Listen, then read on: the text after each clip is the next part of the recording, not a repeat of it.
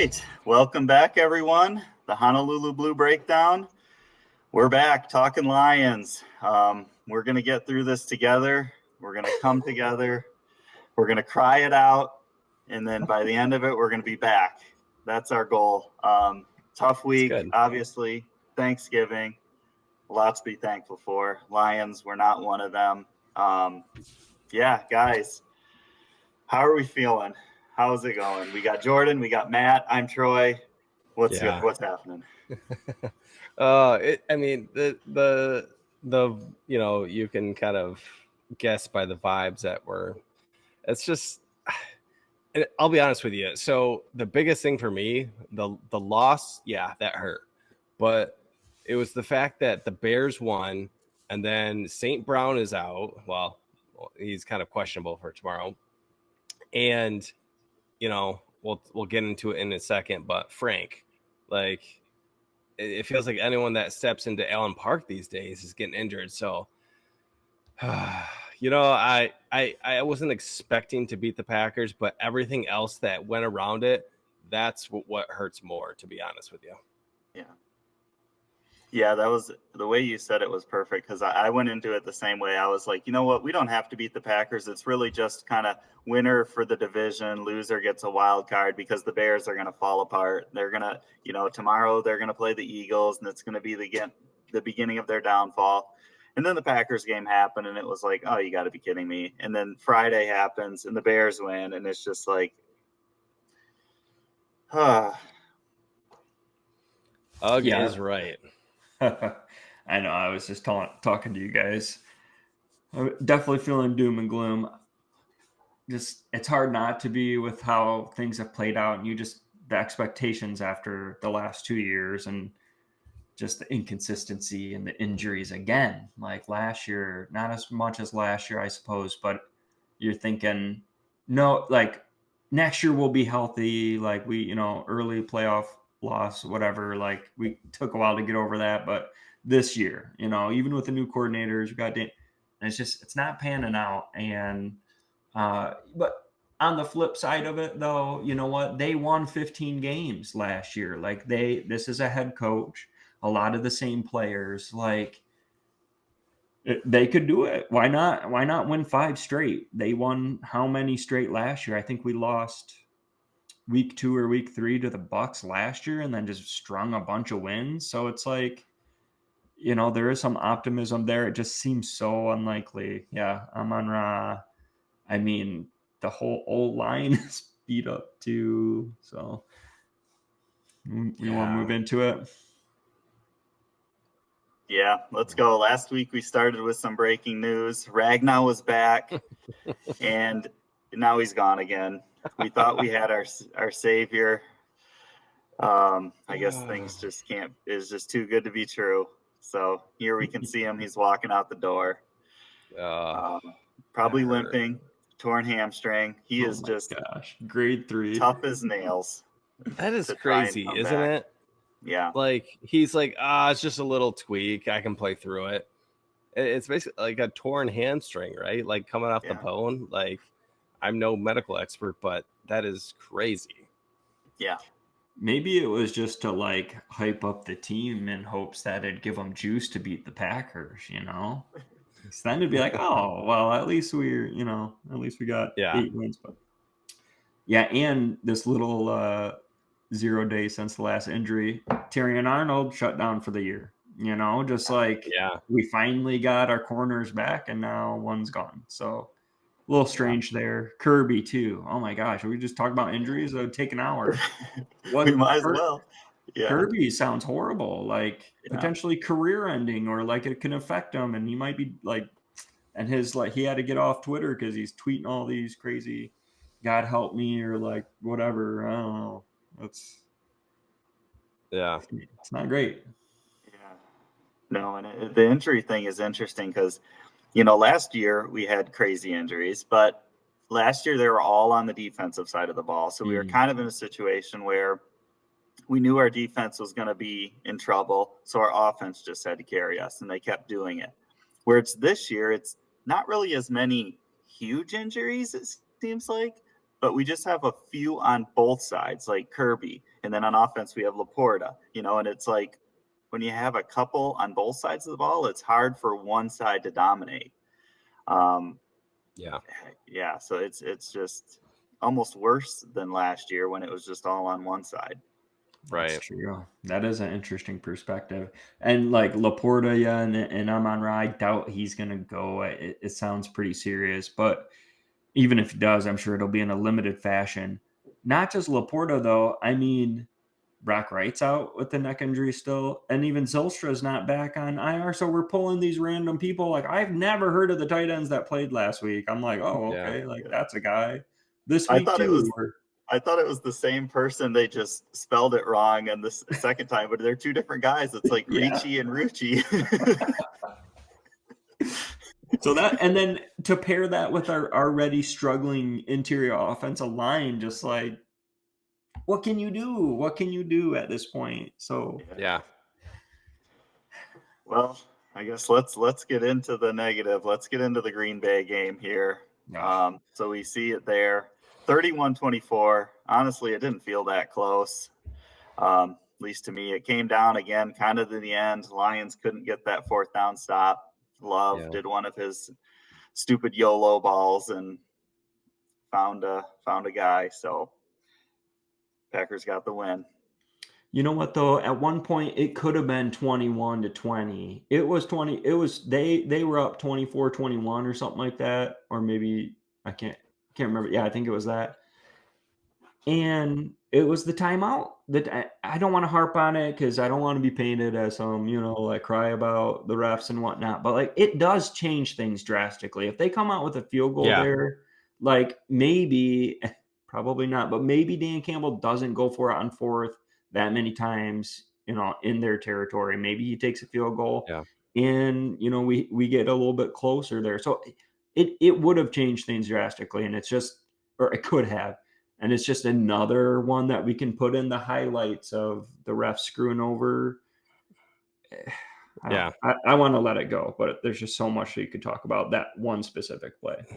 I know. The only thing I'll add is just like, I don't know, you probably saw the press conference with Matt LaFleur afterwards, and he was kind of asked about it. He's like, he kind of like gave the reporter kind of a wink and said, yeah, I called timeout, and like laughing about it. And it's like, that's just not obviously we're very biased, but like, that's not a good look for the league. They know they, got it wrong again. Like, how many times this year have we gone through it where, again, it's not defining the game at the end of the game, but so much could happen because of maybe a fourth or a stop in the red zone there and only get a field goal. And it's just like, I can kind of live with the fact that if we don't play well, fine, right? But when you have to overcome some of those things as well throughout the course of a game and a year, that's when it gets a little frustrating. So that's, got it out of my system. That's all I'll say about it. Yeah, no, that was wild. And then when they tried to show the different angle, it just made it even worse. I know.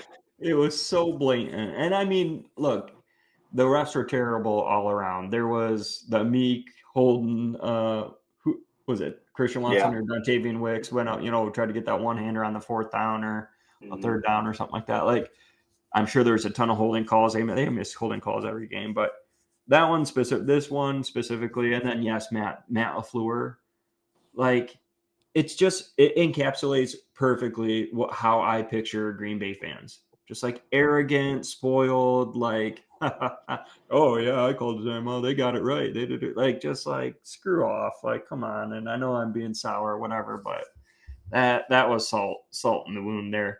Talking about the game more critically, I wasn't expecting. I know I picked them to win in our Pick'em show. Go ahead and click the link to see this week's Pick'em show. I wasn't exactly expecting to win. I think Green Bay is probably the better team this year with all the injuries and just the way things have been going. But like they could have blown us out based on kind of how things have been, the writing on the wall for the Lions. And we hung in there and we did have a chance to win that. The J-Mo drop, we can get into that a little bit too, because I put that more on Goff personally. Like, I'm always critical on Goff. JMO's got to catch that. You're making millies. I think I said that in our text, but it's just like, it's behind him. The kid's super fast. Like you try catching a ball when you're running, he's probably going like close to 20 mile per hour on the side, and he's got to come back here and get it. It's just like, that's got to be on him. But it's also Goff. The pressure got to him, and he's rolling to his right, which he can't do that. He's like, if his feet are set, he can put it in the tightest window, but on the run, it just, I don't know. I guess that play exactly kind of is almost like the season. That might be kind of like a good analogy for the season. Mm-hmm. Yeah, that's a great segue. I guess let's flip over to the offense and just kind of talk all things offense here. It was, I mean, you kind of can see the graphic here. Like, what is our identity on offense? You know, last year it was so obvious. We were run it down your throat. You try and stop us. Then we can play action pass and get it to our weapons. And now it's just kind of like, I don't really know what our identity is. Now, in fairness, it started out rough, you know, the first couple drives, Amon-Ra got hurt, and then it was like you could see our receivers, they were like trying to communicate with each other. It was kind of chaos and didn't start out well, and then they got going a little bit. So I got to give them credit there. Once they kind of just said, we're going with JMO and got him in the flow, you know, it got going pretty good after that. But yeah, it was, the running game was like essentially non-existent. You can see the stats there. Monty had his little wildcat touchdown, but Gibbs was held in check. Yeah.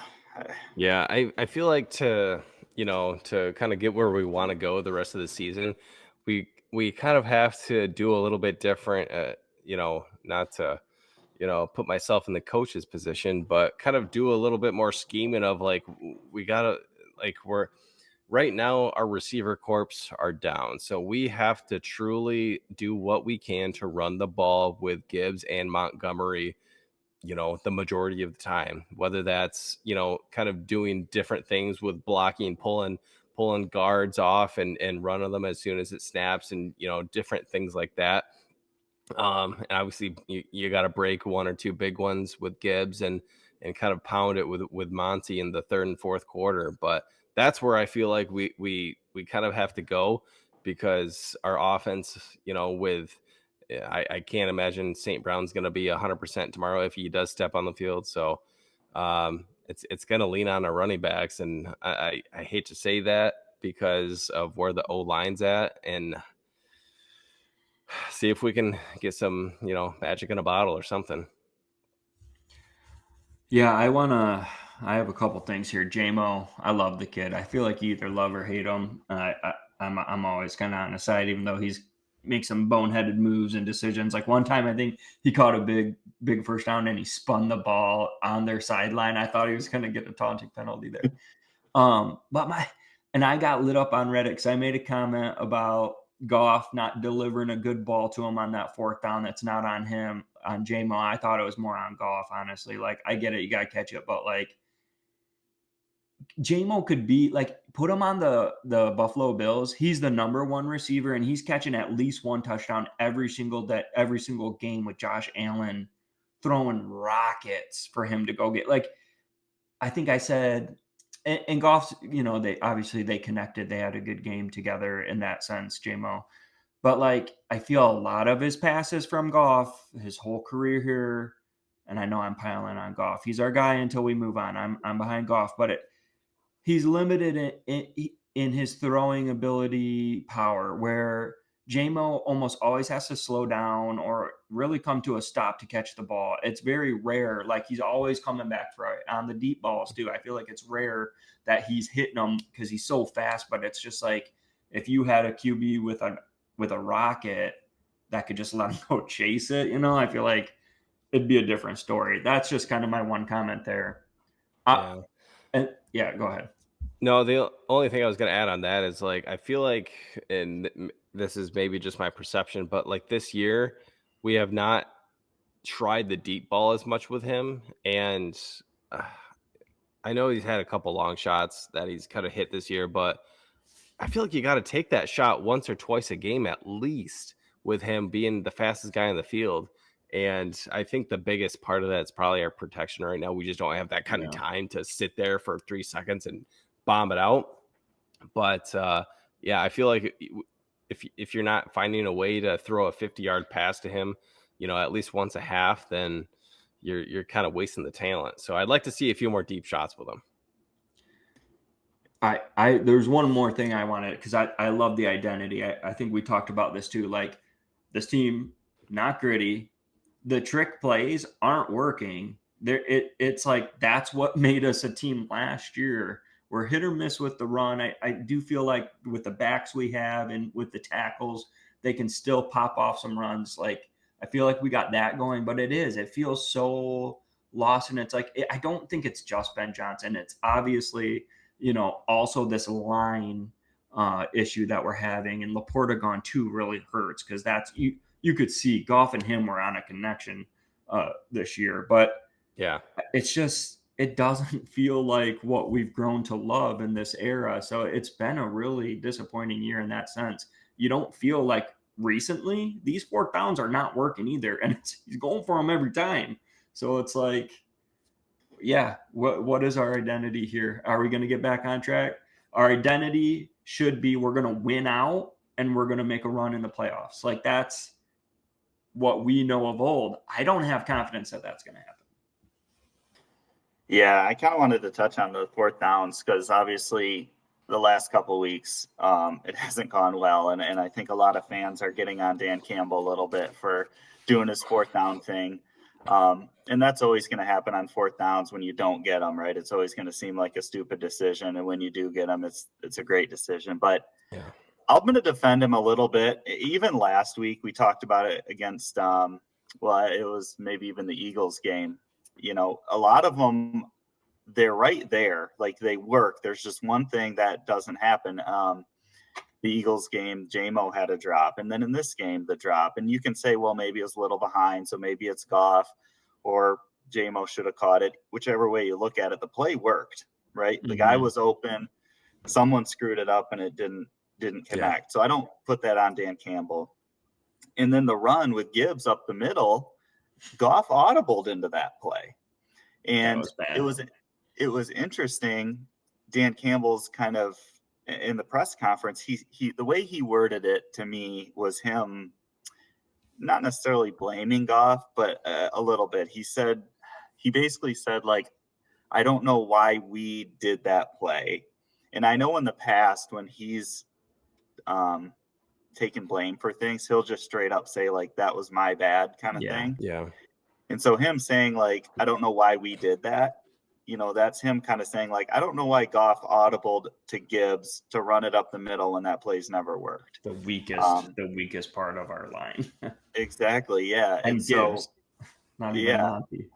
Right. So that, to me, again, is not a Dan Campbell thing. I don't know what Goff saw that made him do that, but on both of those 4th downs, I don't really put that on Dan. And then, like you said, Jordan, I think the tight end, that's just way bigger than maybe even we're realizing. Obviously, Laporta kind of being the safety valve, and then Brock Wright, and now Zylstra, and now we're down to the 2 rando guys we picked up. I mean, that's a big part of our offense that's just gone. They just signed somebody off, I think, the Dolphins practice squad, and I recognize the last name, but I can't think of it now. I don't know if he'll play or not. But last thing on the identity too, real quick, the drops, and like you said, the execution, it's just night and day. It's night and day different. Execution's not there. Yeah. Let's see. I'm looking at the transaction. Yeah. So tight end Hayden Rucci, he's the one from Miami. Really? There was someone else I recognized. And then Giovanni Ricci. Rucci and Ricci. No, there's no one else. Jabari Small? No. Shoot. Maybe someone else picked him up, and I don't know. Yeah. Anyway. But yeah, I think this week is gonna have to be another big J-Mo game. I did want to point out the one play I thought was really cool. It was the Tesla touchdown. And when Brady was kind of describing it on the TV, he thought it was a mistake. And if you remember, it was J-Mo and Tesla were like doing a crossing play. Yeah. And right when they were about to cross, JMO like curled it back to the back of the end zone, and that left Tesla wide open. And Brady kind of made it sound like JMO messed up and it just happened to work out. But I actually wonder if that was designed, because it was a zone defense, and Yeah, he almost pulled like like 3 people. exactly, like right when they get to the point where the safeties are passing each other off, JMO came back. So then the one safety went with JMO before the other one had passed him off. So then they both went with JMO, and no one went with Tesla. Mm-hmm. It just, maybe it was a mistake. Obviously, Tom Brady knows plays much better than we ever will. Yeah. But just kind of watching it, I was like, I don't know. That almost looks like it might have been intentional. But I just thought that was a really cool kind of offensive play. Maybe it wasn't on purpose, but Yeah.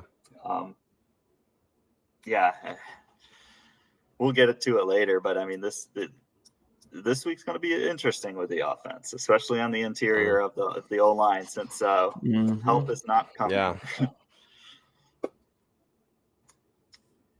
So defense, what happened? A couple weeks ago, we had our Kelvin Shepherd as our GOAT, and now they've gotten ripped up by Jameis, and now Love, and who was it against the Giants? Number 17, Wan'Dale Robinson. And this week it was the cast of characters Green Bay has just running wide open.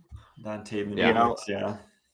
The man, it's just we don't have the pressure to play man, and our backup corner is trying to play man against Amik is too small. He got burned a lot the past 3 games. I mean, I like the kid. He's great with the peanut punch out, and anyway. Yeah, I think you mentioned it, Jordan, but I think the pressures that we're not getting is probably the biggest thing. Whereas, they can kind of hold their own with the scheme that they're running, but it gets to a certain point where they're out there all day long and they can't do that. But if you're, getting pressure on the quarterback, every 2 or 3 downs, and you're getting a sack or 2, every quarter, that's where it changes, and that's where you get off the field. But we haven't done that. So I don't know what the answer is there. Obviously, everyone's got to step up and do a little bit better. Hutch, McNeil, the whole gang, but they're not performing right now. And I don't know what that is. I don't know, kind of a quick fix for that. I unfortunately might have to wait until the off season for that, but it's not been the biggest, exciter on our team. Yeah, it might be our weakest part of the defense at this point. Yeah. Yeah, what's your guys? So, I know we've had this discussion in our chat. Let's talk about that a little bit. Is it more of an issue with we don't have any help for Hutch? Maybe it's on Brad Holmes a little bit. Muhammad hasn't been there doing much.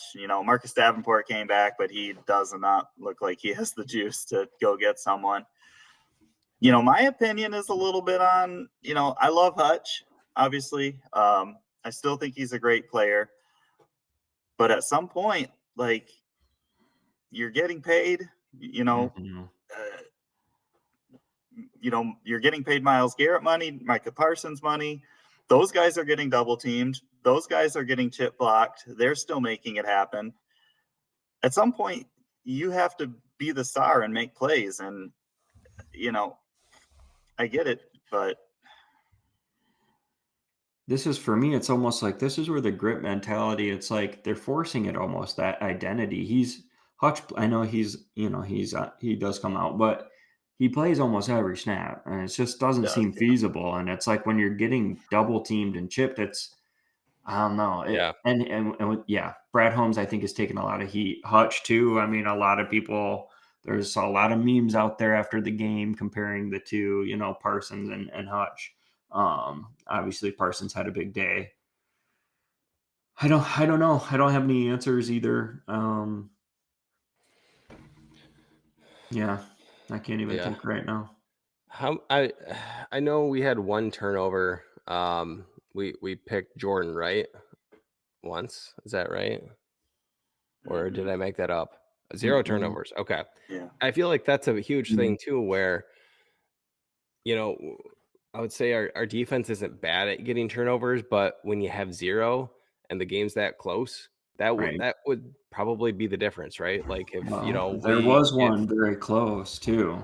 That fumble. Was there? There was a fumble that like popped right back into the hands of the Yes. offensive lineman on their goal Yes. line. That would have changed everything too. Yes. Yeah. Yep. So, Yeah. I mean, you pop one of those off and a bounce goes your way. Like we're not like, you know, the coaching staff, I feel like, has us in these games where we're very injured and sometimes we don't have business being in those games like that. So, yeah, we like turnovers is everything in this league. So you got to find a way to get 1 or 2 of them. Yeah, and how much of it too is, you know, Kirby being at the back end of that secondary, right? I don't know necessarily how much of it's him being the quarterback of the defense and making sure guys are lined up right and just not having him there. You know, obviously him to Harper is a huge drop. You know, maybe it affects their defense too. Maybe, you know, you design your defense around a guy like Kirby who can cover the entire field. You know, so you kind of design it that way, and Harper just can't do it. And now guys are running wide open, whereas Kirby would have been able to get to some of those balls. You know, maybe that's the issue. And maybe that's kind of what Kelvin Shepard was alluding to this week when he said changes are going to have to be made. Maybe he was alluding to blitzing more to try and free up some more pass rush. You know, there's the stat with pressures where the Lions defense, and Hutch included, are like one of the top teams or maybe leading the league in pressures, but the time to quarterback is like last. And that was something I heard as well today, comparing him and Micah Parsons, where I think they have the same amount of pressures or roughly the same, but Micah Parsons gets to the quarterback like half a second faster. So it's, and it just you know, makes such a big difference because it's like I was just looking it up because it was like Hutch only got 5 pressures, no QB hits. And I think Ali McNeil had some good pressures that last 4th down that Dontavian Wicks goes up and catches over probably who's the Amik. Aleem was right there. Like they're close. They are, but it takes so long. It's a long developing. So it's like Jameis Winston's throwing all over us, you know, looking amazing. Jordan Love had a master day against us, but it's like he has so much time to throw, not to, you know, don't too much on him, but like he should be dropping dimes when he's got that much time. And even like his back throw, he had a couple miraculous. He's good at that, like drop, like his fadeaway passes. Like some of those might be lucky, you know, but whatever. Yeah. You know, Mac had a good game. There was pressure. It's just like you said, it's too slow. Yeah. But yeah, we'll see. We'll see, Shep. Let's see if we can come up with something against Dak and the boys here, because that O-line's been playing good too. They got a at least run grade. They got a good run grade on that O-line. So who else? What do we were talking? I think last week we were wondering if Pascal's coming back. He's not. He's done. He's out. He's done. So it's just Anzarique's been out all year. Like just Hassanin, is he? There's no hope for him, or what? Like I would assume he's still coming. Just kind of. Did they start his window or no? Or on the practice squad or something? Trying to see, he's not on the injury report. Let me see. Throw him in there. What's the worst that can happen? Exactly, and where's Muhammad been? You know, like I feel like he hasn't gotten as many snaps lately. I don't know why that is, but I feel like, you know, earlier this year he had a couple games where he was, you know, he was wrecking. Yeah, we were saying his name a little bit. Even, you know, Derek Barnes is a great blitzer. Let's just send him. I mean, I don't know. We got to try some things. Yeah, right. I guess just kind of, we'll just quickly touch on the next slide here, which is special teams / game theory. I mean, we talked a lot about the game theory stuff. I will mention that very first point, Tom Brady said it. At this point in the year, you kind of are what you are. And that to me kind of really hit the nail on the head. When he said that, we thought that Ragnow was still coming back. And it was kind of like, well, we might not be what we are. But, you know, I think he's right. You know, there's no magic bullet at this point. And so I don't know if that's, maybe we need to reset our expectations a little bit from being the 15-win Super Bowl contender. Obviously, the NFL is not designed to have, a team stay on top forever. We've talked about the tough first place schedule. So resetting to just try and say, like, let's just try and get in, and we'll talk about that later, what it takes, but Yeah. just get in and see what happens, I guess. But I put that there because I thought that was pretty nail on the head from Tom Brady there. Yeah. I Yeah, see it's you kind got Parsons, Ragdolls, Kawasika, Yeah. Coyote, Awasika. He's questionable too. Are we going to see Miles Frazier? We might as well. I mean, Yeah. you can't get worse, honestly, than Awashika's been. Like, let's see what Frazier could do. Yeah, And right. Mahogany will be back at some point, he said. So that's good news, I guess. Yeah. Yeah. Yeah, sure. Ugh. Maybe Yeah, Christmas. I mean, the beginning of the game, it was. All right, this is So- a fan favorite right here. Yeah, let's so Harrington to Hutchinson, for those of you who are new or don't know what this is where we give our scale for how we're feeling on the Lions, kind of our vibe check. Instead of doing a score of 0 to 10, we give a current or former Lions player, and that kind of tells us somewhere between Joey Harrington and Aiden Hutchinson. So Joey being essentially 0, really down in the dumps, Hutchinson being a 10. I know we've kind of picked on Hutchinson in this pod, but he's essentially kind of the top here. So throughout every week, we've kind of given our people. So just kind of quickly, I have our list here, kind of through the week. So Matt, your progression has been Golden Tate, Luther Ellis, J-Mo, and then last week you were Eric Ebron. Jordan, you were DeAndre Levy, Darius Slay, J-Mo, and then big play Joe Fourier. And then I went Jabba Best, Ziggy Ansah, Kevin Jones, and last week I was Jake Bates. So, Matt, do you know who you're going with this week? I do. I don't love the pick. So I'm going with Matthew Stafford. So, Which version? Well, that's the thing, right? So which version are we going to get of this team? So number one, battling through injuries, obviously Stafford, he wasn't injury prone by any means, but he was, dealing with a little bit here and there throughout his career, mainly fighting through it. Right. So, which he was a fighter. He's a gritty man. Like, I respect him so much for what he did in Detroit. And obviously never got the job done at the end of the day either. It was kind of an up and down career. Not in terms of, his performance really, but just kind of the wins and losses. So, yeah, I don't know. Just kind of came to my mind for whatever reason. Nice. All right. Who you got, Jordan? I do have one. I'll take you on a real quick. I'm going to try and make it quick, a little journey. Okay. January 14th. It's recent. 2024. Matthew Stafford comes into town. People are booing his wife and kids as they're entering the stadium, allegedly. And we grit out a win, right? And then we get the Tampa Bay Bucks, another thriller. We get 2 playoff wins, our first wins in how long? 20-some years, whatever, playoff wins.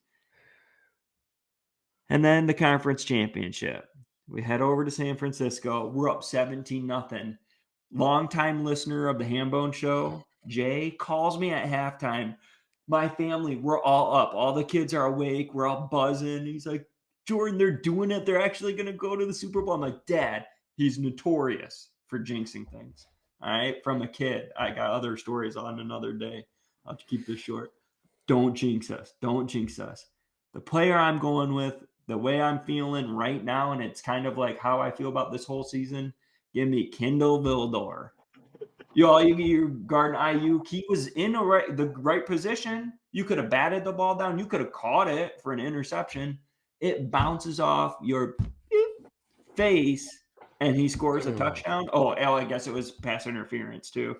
They threw a flag on that. It didn't matter. Ayuk, who just doesn't even want to play football anymore for his team, destroys our season. Everything from there, Jahmyr Gibbs fumbles, everything goes wrong. The Lions drop it, and now we're not in our first Super Bowl appearance. I feel that's kind of like the tone of the season where it's like it was in front of us again, right? And we weren't as dominant as a 17-0 lead at half, but just like it haunts me. And then the quote after too, I had seen a lot of people quote Dan Campbell, like, this could have been our only shot. Like, you don't get many of these. So it's like the ball bouncing off someone's face and someone else catching it. Just like, it's kind of the that's just our season. Has been just like that. You just had to bring up that game. I know. I'm sorry. I know. That was rough. At least we made it that far, though. Yeah. That was a fun year. That was a good year. They got rolling at the right time. It's not too late to do it again. You want to hear Zach's? Yeah, let's hear Zach's. All right, I need water. Harrington to Hutch. Reggie Bush. We were all hyped when the Lions signed him in 2013. Finally, Kelvin Johnson would have a dynamic running back to complement him. Think of all the light boxes Reggie could run into.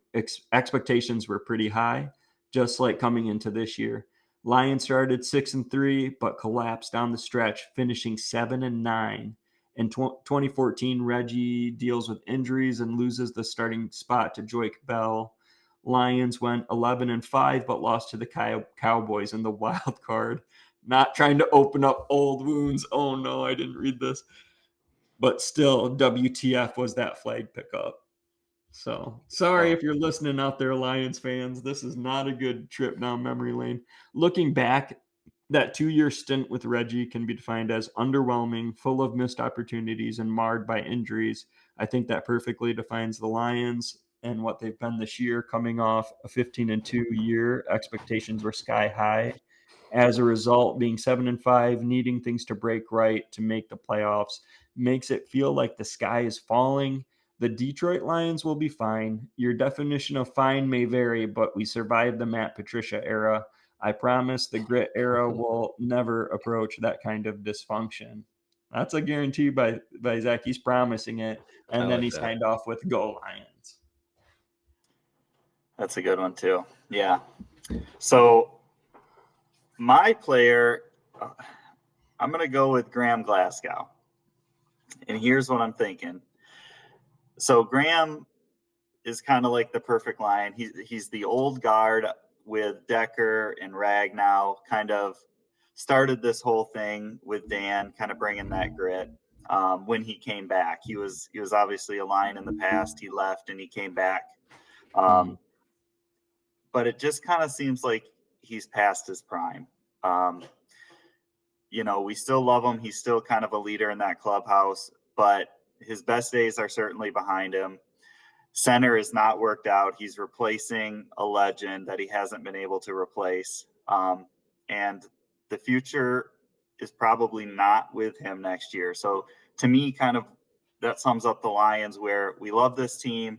They were better in the past. This iteration of the team had to replace a lot of things. We talked about both coordinators, a couple players here and there.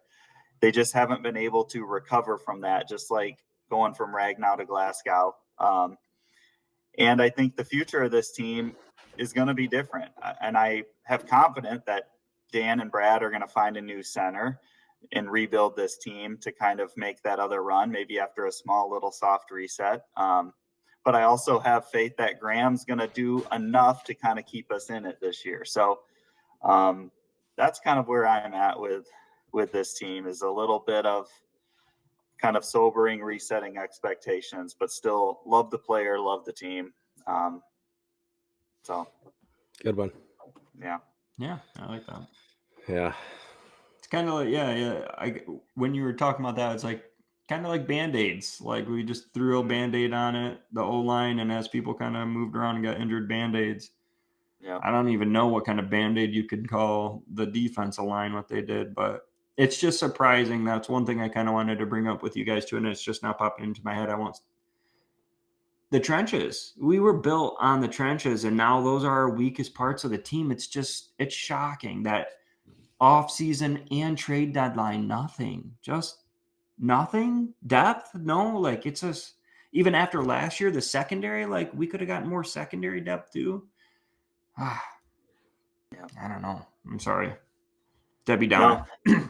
Yeah. So let's reset, look forward. Dallas. Here we go. Tomorrow night, we're right back into this thing. You see the stats there. Cowboys essentially are the best offense in the NFL. Lions not too far behind. I was kind of surprised by some of these offensive stats. The Lions were pretty closely there. Defense, the Lions are quite a bit better. But Dallas was really bad earlier in the year. They've gotten better recently. So these obviously stats take into account the whole season. But if you look at Dallas just the last couple of games, they've been better. Obviously, you see it there, must win. We have to win. Interior line, just like you said, Jordan, that's our weak point, but that's what it's going to come down to. Dallas's strength is their two new guys in the middle. And then who's going to guard Pickens and CD? Yeah, we better hope we get some pressure on Dak. Meek and DJ Reed, but what do we have to score? 40? Well, that's the thing. Like we need to get our defense or our offense going, because the last month basically we've sputtered and spun and never really we've scored points. We had 24 points against the Packers, but there was just never a consistent flow to it, where I feel like if we don't get there, we're going to be in trouble. So something's got to click. We got to get that running game going. Like, have to get the run established. If we can't do that, might be a long night. Yeah, that Packers game too. 24 points. You know what, though? That was in 3 quarters. We had 6 air yards after the first quarter. Complete took a dump in that first quarter. If you fix one thing, get a field goal there, whole nother game too. Talking about the Cowboys, it's going to be tough, man. You got those 2 new guys in the middle of their defensive line. They traded for that. Jerry Jones said, F the pass rush, I want run stoppers. And you know what? They got some decent edge rushers too coming off the edge. I think you can still throw on them, and our offense is going to click. It has to. I don't know. It's almost like you need 40 to win the game, but it's almost like it's going to come down to the defense. Like, can we stop them at all? I mean, Shep's got to cook something up here. The boys got to grit. Hutch has to show up. It's McNeil, somebody, I don't want to say Davenport. I don't know. I don't want to expect anything from him coming off, injury. Like, I don't have a lot of notes. It's will we see Miles Frazier, the D-line, Cowboys D-line, Lions D-line? I think their schedule is not as impressive if you look at it. I think we talked about this in the weekly pick'ems. Like, okay, you got it's hard to say because they just beat the Chiefs and the Eagles. So that's no easy games. However, they're not as Super Bowl strong as you might expect, coming off the recent Super Bowl, and then their division's a little bit weaker with the Giants and Washington.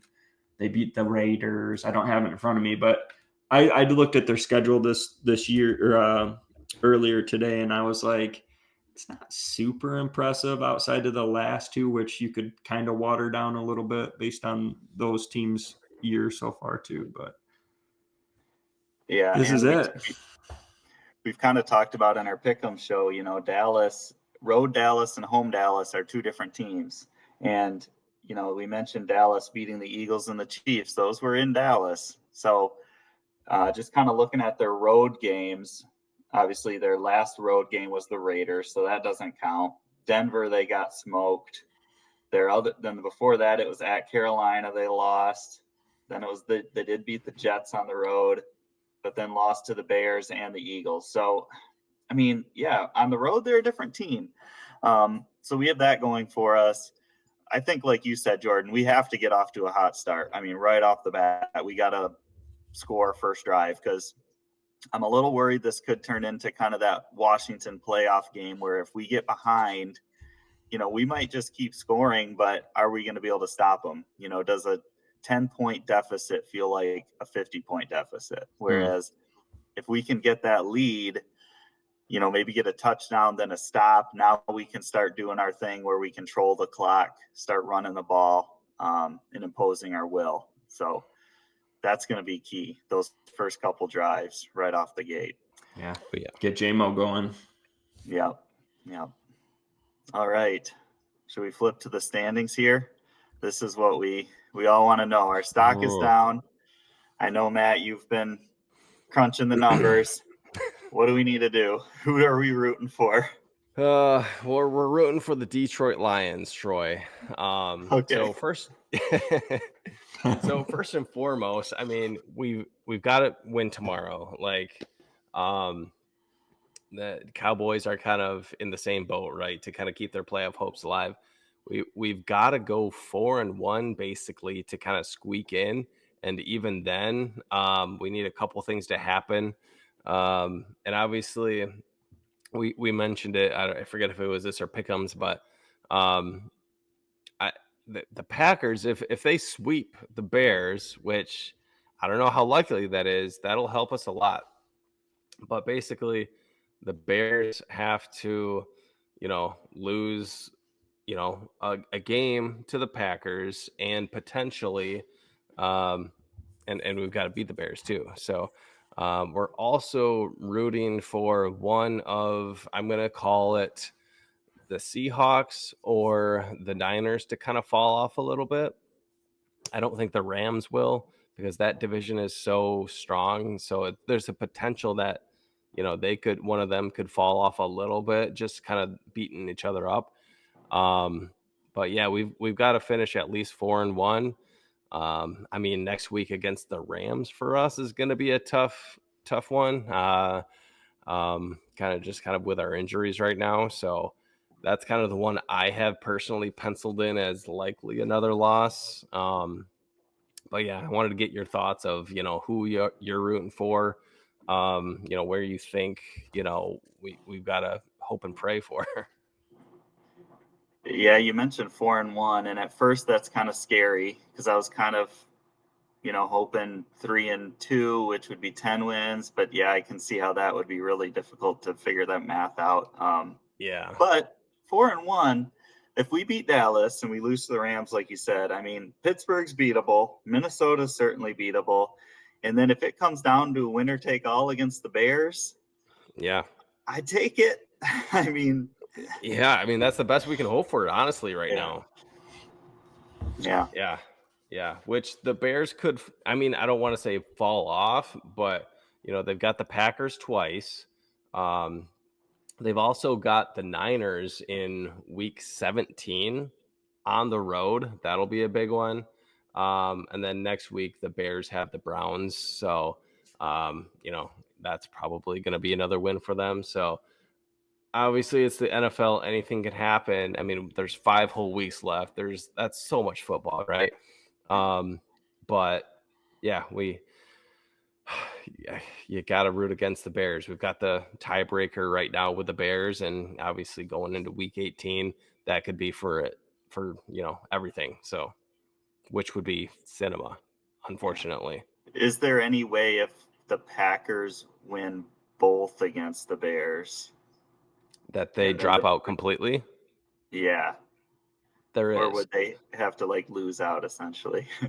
No, so I've been doing that too. So Bears, if they lose 2 to Green Bay, and then they lose to either to us and the Niners, then they're out completely. Okay. Which would be a completely, 1-4. Yeah. Which would be crazy. But what's Green Bay's remaining schedule, just for fun? What if they lose out or lose 4 of the last 5? So that's another good question. So let's say that the Bears. Yep. So let's say the Bears beat them twice. Week 15, the Bears had the Broncos in Denver. That's that could very well be a loss for Green Bay. And then the next week you've got the Bears again. And then Green Bay is at home, but against the Ravens. So let's say the Ravens pull that one off. And then, unfortunately, they end with the Vikings. So, I mean, that'd be in Minnesota, but you'd be maybe 9 shows up and beats them in Minnesota, you know? Yeah. Even if they lost or if they beat Minnesota, they'd be out too, assuming we go 4-1. Okay. But yeah, So, but I don't think there's a way we can even get the division still, if that's yeah. kind of the next question. So, Yeah, So we're like 1 and 3, I think. Yeah. So essentially, whoever wins this week between the Packers and the Bears, we need them to. We can't have them split their games. Essentially, whoever. right.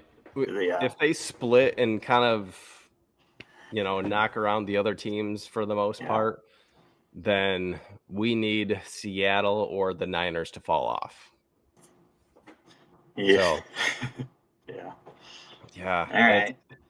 I know. I hate I hate looking at this kind of stuff so early, where that Minnesota game is freaking haunting us still. Yeah. Like, that was bad. If we have that win, then, obviously, we'd be feeling a little bit better right now. Yeah. But I'm taking it week by week. Yeah. I listened to a mock draft. And I think no, just to dabble, dip my Who toe did we in. take? Who did we take? It was an edge rusher from Texas A&M. Oh, nice. But it was I was thinking, hang on, Zach said something. He said third place schedule though. That would be nice next year. Like there's silver linings, right? I'm not there yet, but it's just kind of 4D chess. It's 4D chess. Next year's our year.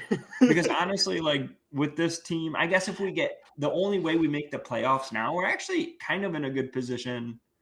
Obviously, it's not ideal, but like who said it? Shep, this is exactly where we want to be, is what Shep said back against the wall. I don't know if that's true, but I do like that approach because in order to make the playoffs, you kind of got to win out more or less.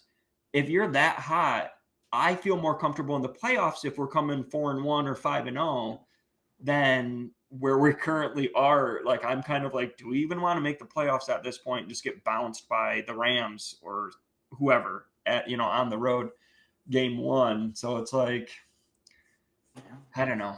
Just take it week by week. That's where I'm at. I'm calm about it. It is what it is. It is. Exactly. Just get in and see what happens. Yeah. Like none of these teams really scare me. I mean, we could beat any of them, right? The Rams are scary, but we'll just boo the Stafford children and we'll be good. Hey, Goff could have the game of his life going back to LA. Mm-hmm. Hey, by the way, that defense is so good. By the way, I did just come up with a scenario where we still win the division, going 4-1 still. Bears beat the Packers twice, but then the Bears lose to the Niners, us, and the Browns. So, Okay, Myles Garrett. Yeah. He's getting a sack record that game. That's right. Oh my gosh. But if we lose tomorrow, I'll be off the playoff predictor and on to Tankathon. Yeah, that's essentially it. Big one tomorrow. Yeah. At least we got Amazon Prime Vision to tell us what's happening. Tell us when Amik's about to get burned by George Pickens. Oh no. Maybe they'll be out late tonight, rolling the streets of Detroit and have, be past curfew again and not be able to play the first drive. Yeah, that's the only punt we'll force. Hey, is Kirby's out though? Is he questionable or out? Because he's out. Yeah, because he was practicing. I didn't know. Big old brace, but knee brace was the size of his body, basically. It was like the same one Laporta had, the giant bionic knee brace. Yeah, was that last year or 2 years ago for the playoffs? I think it was 2 years. Yeah. Man. Good time. Yeah. That was good. This was a good a good vent session. Next week, hopefully, we'll have our stock up graphic, and we'll be looking at some new scenarios. So, with that, any last words, guys? Go Lions. All right. Let's go. Let's go. See ya.